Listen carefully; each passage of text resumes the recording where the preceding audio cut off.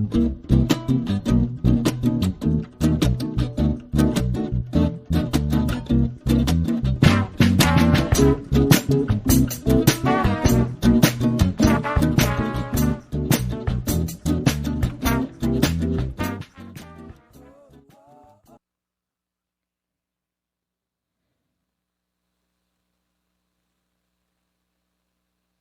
right, greetings. Welcome back to BlackBird News, where everything is connected.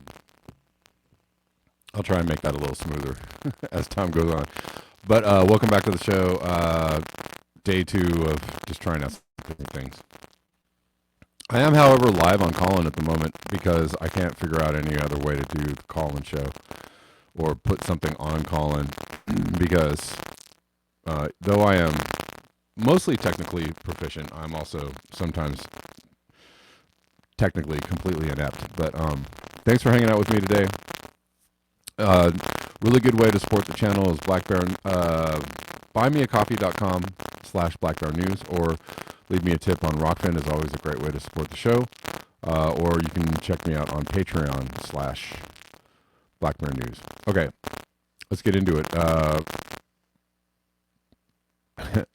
Breaking from the city of Houston.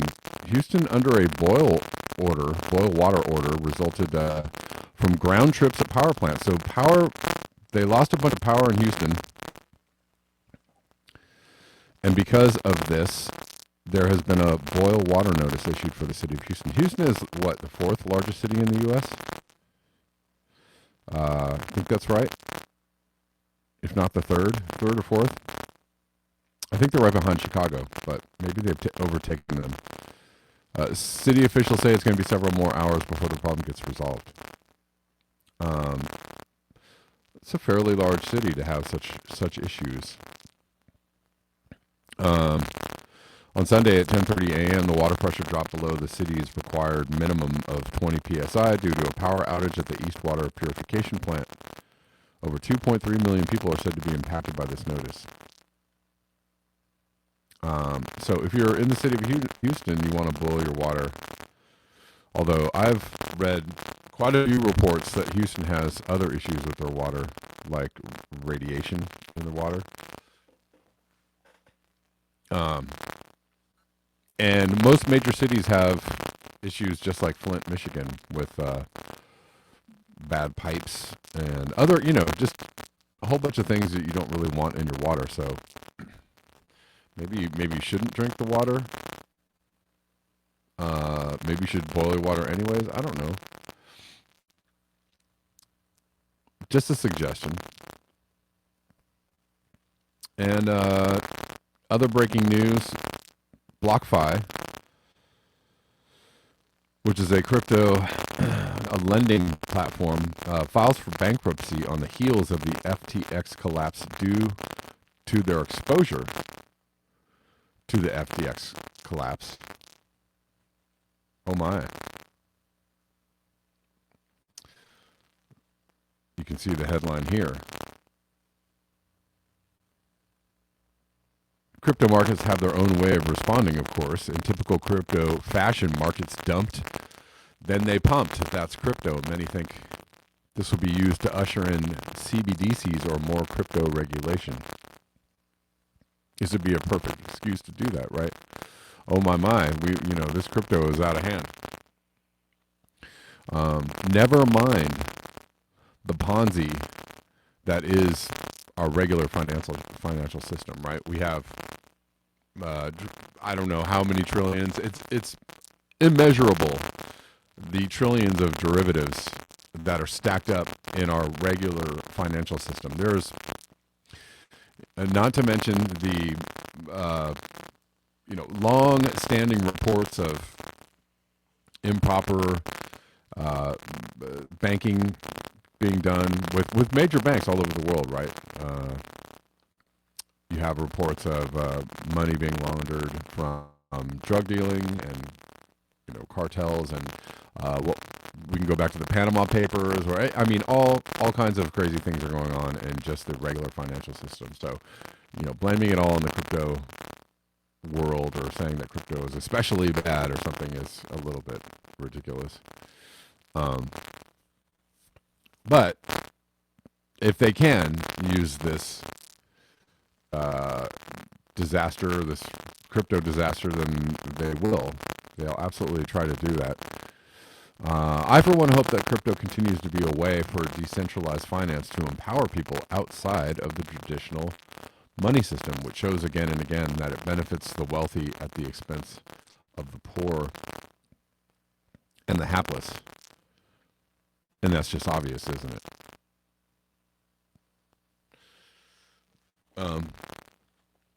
There might be instances, there might be nations or places in which the money system is actually benefiting people in a good way, but I don't know. Anybody out there, you want to point me to an example? I think we had at one time in this country an example. I mean, and it was pretty much global at one time. We were aware that capitalism run amok was bad for people and did bad things to people, and we, in the U.S., of course, under FDR, and in Europe as well, and other places, tried to institute some kinds of, controls on capitalism run amok and make it more fair for the common person. And that was all fine and well for a couple decades, but the people at the top didn't like it one bit. And so over time, they have steadily chiseled and chipped away at this until we're almost back in a place. What is wealth inequality now is worse than it was. I don't know if it's worse than it was during the Depression or during the Gilded Age, but it's pretty close. It's pretty bad. When inflation has gone up, I don't know how many, hundreds of percentages, and the minimum wage has not budged in 20 or 25 years. Anyways, I digress. And on a piggyback from yesterday, China makes a show of force as if they needed more force.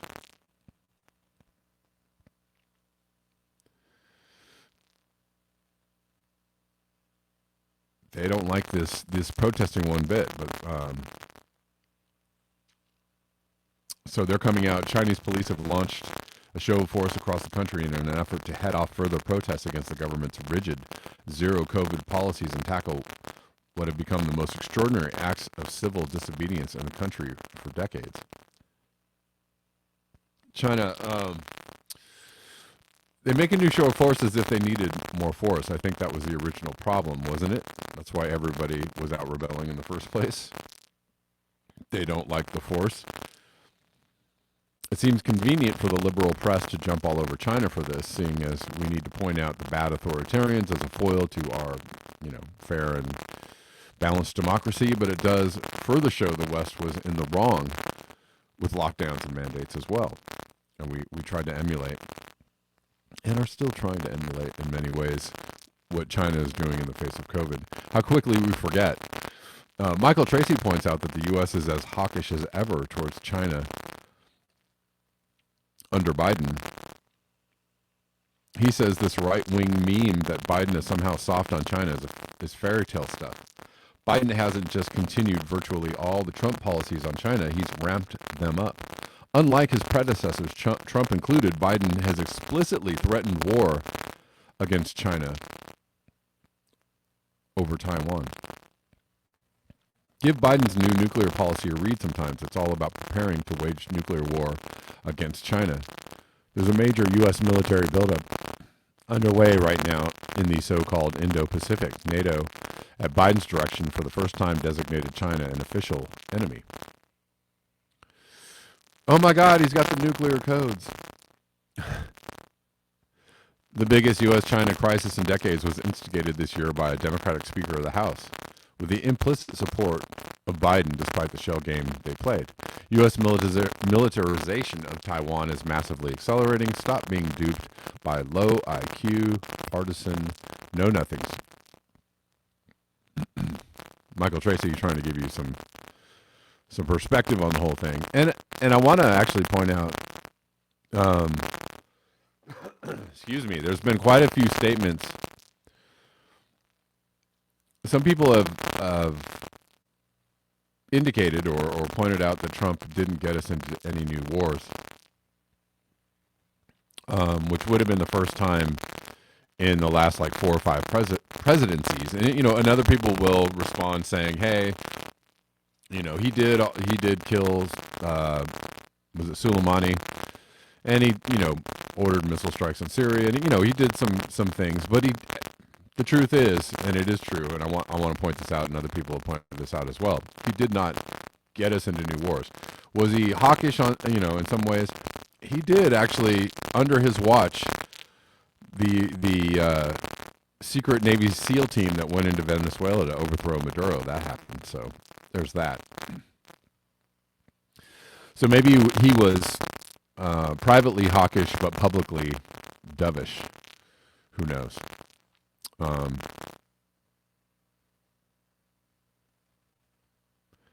Let me get back to some more news. So Michael Tracy goes on to say, before I get off track here, wave a magic wand and suddenly anti-lockdown protesters are no longer COVID deniers or conspiracy theorists when they happen to be in China. Boom. Right? They're people fighting for human rights, aren't they? And there, plenty of commentary on that thread if you want to go check it out. But this is a breaking story, and this is a big story, what's going on in China. So, yes, I'm covering it again today, but I'm trying to just try and add more to it while I'm here. But there's quite a bit around this story, and let's watch a few videos. James Melville, the mass protests breaking out across China isn't against the draconian lockdowns are both courageous and historic. The people have had enough. Authoritarianism never ends well. History has taught us that.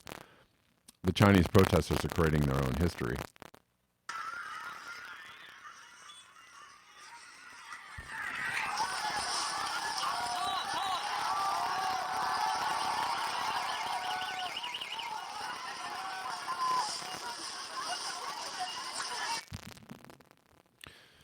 And you see scenes like that all over the place.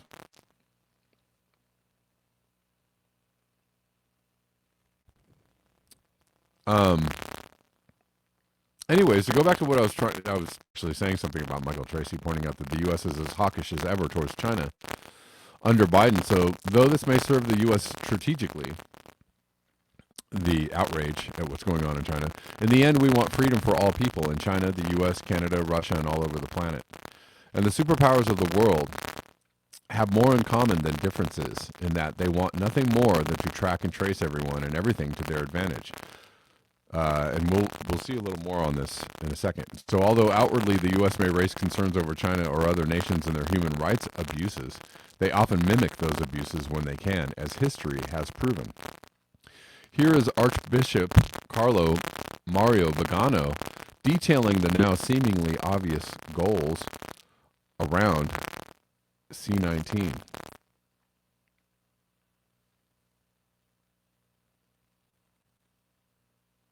Those who do not adapt to this fourth industrial revolution will find themselves upset and will lose.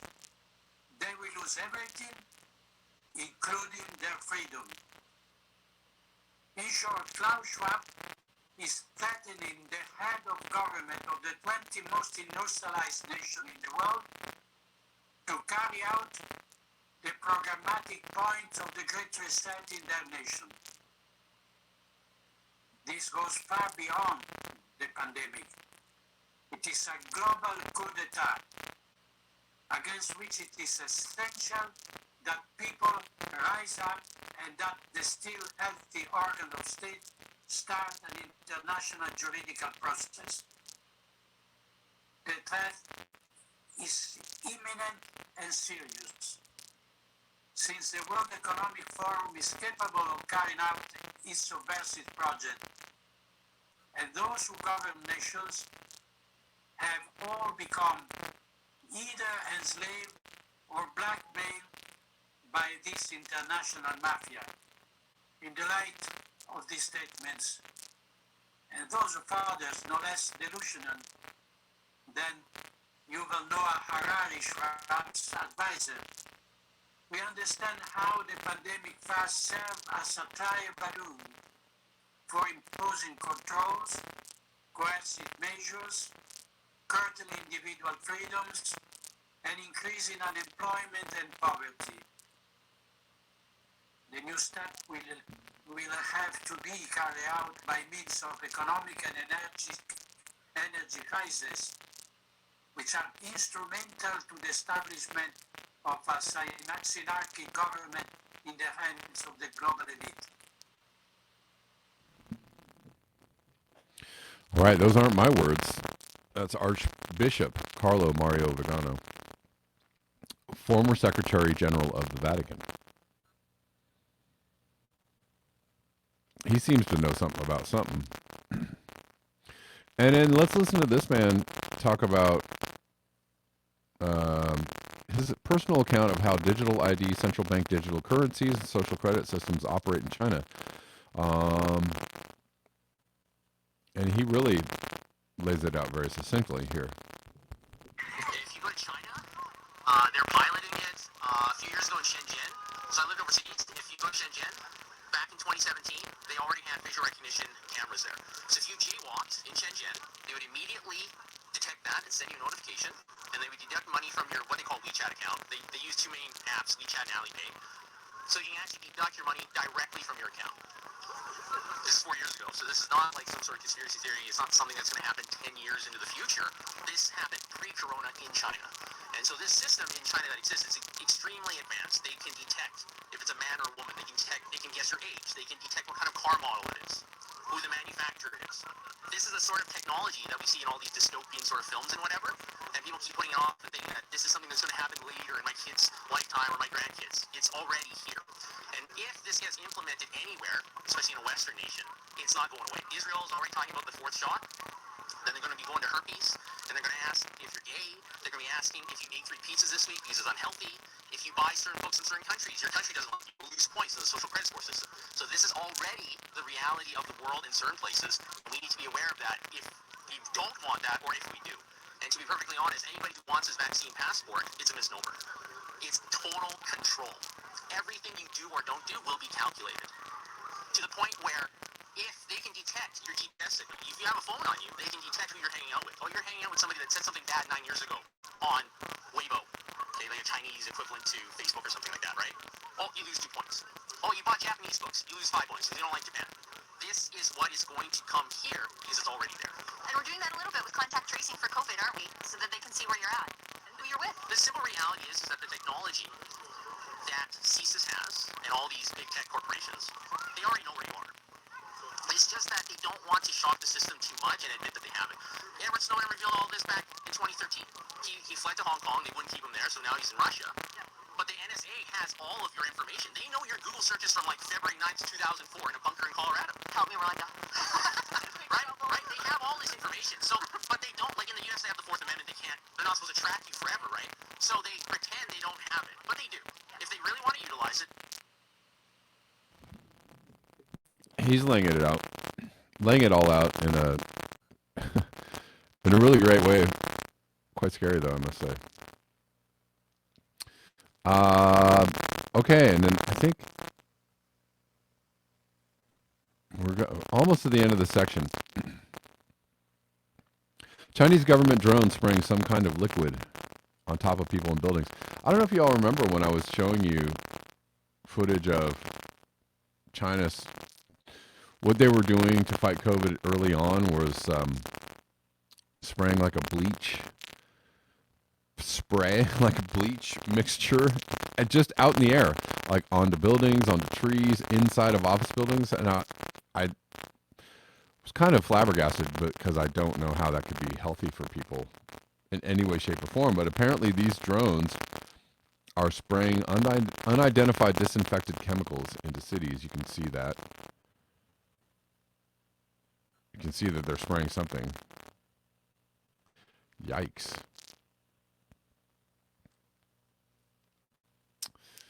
And then lastly, let's watch this. Let's see what Justin Trudeau says about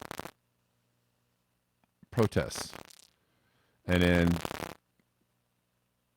how is this much different from people looking for human rights or equal rights or protesting for change, system change in Iran or China or somewhere else?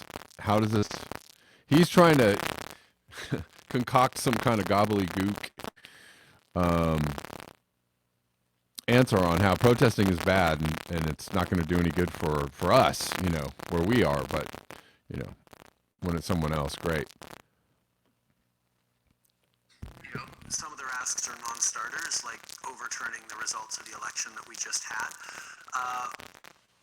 But in terms of responding to their demands or legitimizing them by engaging, I'm highlighting that I'm worried about setting a precedent that a blockade on Wellington Street can lead to changing public policy.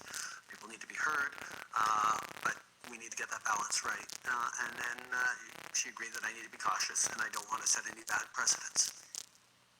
Okay, so fairly self-explanatory. There's a willingness to discuss, but you are concerned about setting a precedent where a blockade could equal a change in public policy. Is that fair? Yeah, I think we have a robust functioning democracy, and public protests are an important part of making sure we're getting messages out there, and Canadians are getting messages out there and highlighting how they feel about various issues. But using protests to demand changes to public policy is something that I think is worrisome. Okay. So thank you, Mr. Although, Clerk. sorry, to a certain No, extent, please go on. protests, if you're out protesting that the government is, shutting down a safe injection site or something, you are asking for changes in public policy. But there is a difference between occupations and saying we're not going until this is changed in a way that is massively disruptive and potentially dangerous, versus just saying, we're protesting because we want public policy to change, and we're trying to convince people to get enough of them that politicians will listen to enough people saying, okay, I'm going to lose votes if I don't change this. That's the usual way protests can be effective in our democracies. Okay, that's a fair point of distinction. Thank you. Sure, protests are great. As long as you just don't protest too hard. I think is what he's saying. In summation. If I may paraphrase, and maybe I'm wrong, but I think he was saying protests are great. Unless they actually disturb anybody at any time. I think what he was saying, unless they actually lead to public policy change. But, but make your voices heard. Go ahead. Right? Go ahead and sign those petitions. Go ahead and go to that Saturday protest with a cup of coffee. Because it's fun. It's fun to get out there and protest, isn't it? All right. Lastly, good article in The Guardian about the age of humans and their effect on the planet. The correlations are pretty obvious. Excuse me. I don't know if I need to go into the details. We know them mostly. We have been efficient apex predators, even seemingly benign, in recent history with agriculture, etc., but we all know we are expanding beyond planetary boundaries. The signs are obvious and everywhere, and not many want or even know what to do about it. Let's read a little bit of this, just the very beginning. This is a good article. I suggest maybe hunting this down and just reading through it. Excuse me. The story of the biodiversity crisis starts with a cold case murder mystery that is tens of thousands of years old. When humans started spreading across the globe, they discovered a world full of huge mythical-sounding mammals called megafauna. But by the end of the Pleistocene, one by one, these large animals had disappeared. There is no smoking gun, and evidence from ancient crime scenes is unsurprisingly patchy. But what investigators have learned suggests a prime suspect: humans. Take the case of Genyornis, one of the world's heaviest birds, which was more than 2 meters tall and weighed in excess of 200 kilograms. It lived in Australia until, along with many other megafauna, it went extinct 50,000 years ago. In North America, giant beavers, weighing the same as a fridge, and an armadillo-like creature called a glyptodon, which was the size of a small car, existed until about 12,000 years ago, when they too went extinct. In all, more than 178 species of the world's largest mammals are estimated to have been driven to extinction between 52,000 and 9,000 BC. For a long time, these extinctions were thought to be linked to natural changes in the environment until 1966, when paleontologist Paul S. Martin put forward his controversial overkill hypothesis that humans were responsible for the extinction of megafauna. What? Destroying the romantic vision of early humans living in harmony with nature. I think that's interesting that they included the sentence, and I agree with that. I think, we do have this romanticized version of early humans and sometimes indigenous people. They're not always just living in harmony with the land. Sometimes, through history, all people, that's all the people on the planet, have done really horrendous things and really crazy, things to themselves and to the environment and to each other, right? That's just human history.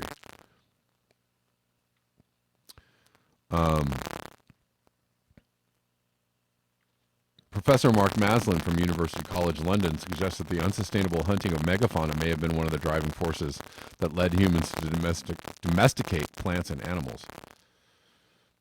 Also, seems to make sense, right? People started farming in at least 14 different places, independently of each other, from about 10,500 years ago. Weirdly enough, I think the first biodiversity crisis was at the end of the last ice age, when early humans had slaughtered the megafauna and therefore they'd sort of run out of food, and that precipitated in many places a switch to agriculture. And we know this happened. It's, an absolute historical fact. When the first, people came over, like the Siberian Peninsula, into North America, you suddenly had the larger megafauna and mammals disappearing in short order.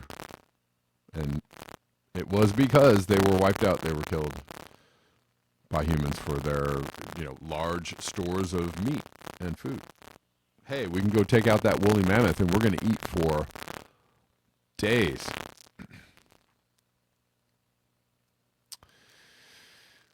Anyways,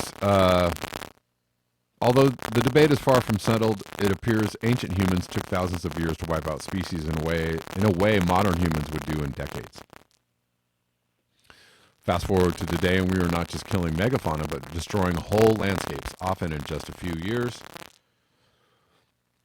Farming is the primary driver of destruction, and of all mammals on Earth, 96% are either livestock or human. The UN estimates as many as 1 million plant and animal species are at risk of extinction.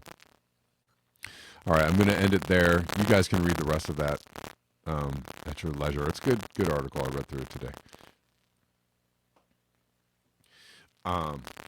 But nobody wants to talk about the fact that maybe, why is it that we're driving everything into extinction besides ourselves and the animals that feed us, until even that will go. All right, that does it for me. Thanks, everyone, for your eyes, your ears, and your conscience. Thanks for hanging out with me today. I will be back on a live stream soon, short order, I promise. But until then, I'll see you next time, tomorrow, right around this time. Who knows? Not sure of the exact time, but we'll see you all tomorrow. And thank you for hanging out. Once again, you can support the channel at buymeacoffee.com/blackbearnews or at Rockfin. Rockfin tips are awesome, and at Patreon. And thank you all. Peace.